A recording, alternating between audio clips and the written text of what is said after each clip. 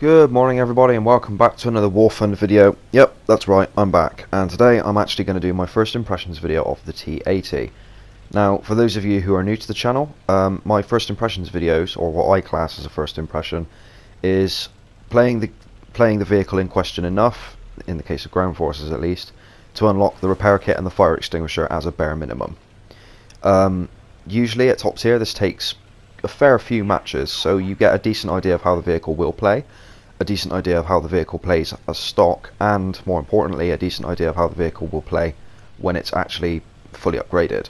Now, in the case of the T-80, I actually have screenshotted the stack sheet, so let's have a gander at that, shall we? So the T-80 has a BR of 10.0, a 125mm gun, exactly the same as what you get on the T-64. It also has a 12.7mm NS VT machine gun mounted on the cupola and a 7.62 PKT machine gun mounted in the coax. Turret rotation speed of 20.3 degrees per second, a vertical guidance of -5 degrees of gun depression and 25 degrees of elevation, or at least I believe that's what it says. The writing is incredibly small when I look at it from this view. A reload rate of 7.1 seconds. The armour, as always, I will cover in the actual review of the vehicle, which, as you know, I do later on. A crew of 3, which is usual for this sort of tier Soviet tank, 42.5 tons, 973 horsepower, and 70 kilometers an hour top speed.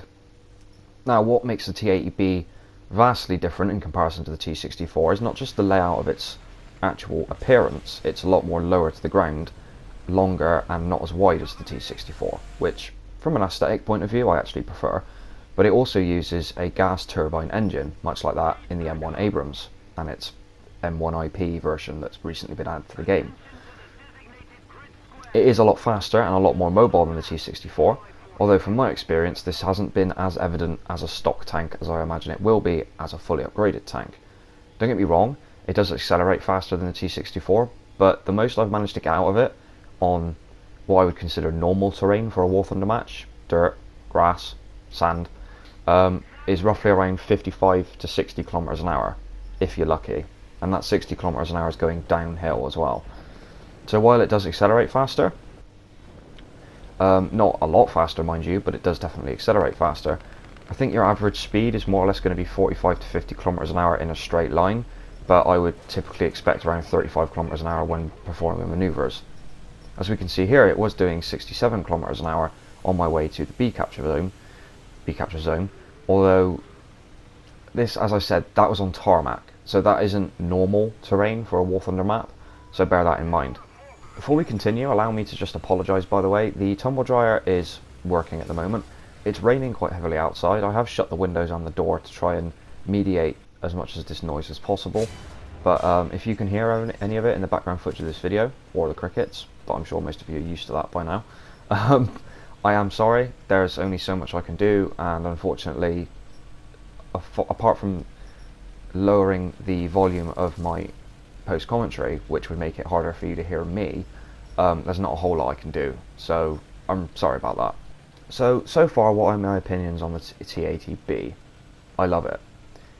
I remember Slickbee did a video fairly recently about why the Russians needed the T-80, and a lot of people would disagree with that. A lot of people who have played against but not necessarily played with the T-64B with its ERA modification, so the T-64BV, might believe that the Russians didn't need anything better. The T-64BV does the job perfectly well.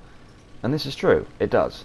But the Russians were lacking a vehicle at top tier that was fast and mobile enough to get to the capture zones, not necessarily before the Abrams tanks on the opposing team, and the Leopards, and the T-90, Type 90, but something that could get there competitively. It could have competitive speed and comparable maneuverability and speed to its opposing nation's vehicles, which I think is something that can't be understated. Though the Soviets may have decent armour at top tier, they certainly don't have decent mobility, or at least they didn't until the T-80 came into the game, that is. As for the armour, I have taken some bounces from the T-80B, mostly to the turret I've experienced bounces. This is from a great different variety of tanks, anything from the M1 Abrams to the Leopard 2A4 to the Leopard 2, by which I mean the Leopard A1A1, stupid me. Some of the premium vehicles as well I've experienced bounces from. most notably the American Premium XM1, the General Motors version, which, as most of you will know, because I play on PS4, is the only one I actually face. I don't face the Chrysler version.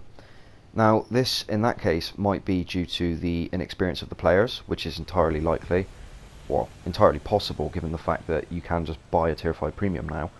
Although, I think the shells on that thing, even though they are APFSDS, Armor Piercing Fin Stabilized Discarding Sabo, are not as effective as penetrating the turret of this tank as I would initially believe. So, with that out of the way, let me just say that this thing will get more mobile as it gets upgraded further. The T-80 in real life, I think, was producing over 1,000 horsepower from its engine.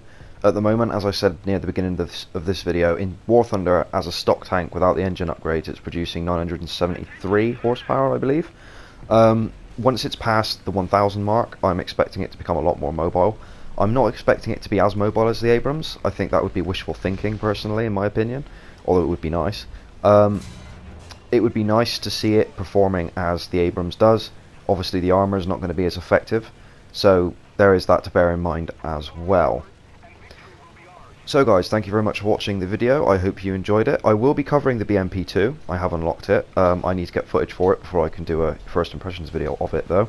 And I'm also in the process of grinding out the Warrior, which I'm sure a lot of you are looking forward to hearing me talk about, or rather ramble about, as tends to be the case. I haven't started researching any of the other vehicles yet, not properly anyway. You know, time constraints, etc. So, thank you very much for watching. Like, share and subscribe for more, and I'll see you guys in the next one. Cheers!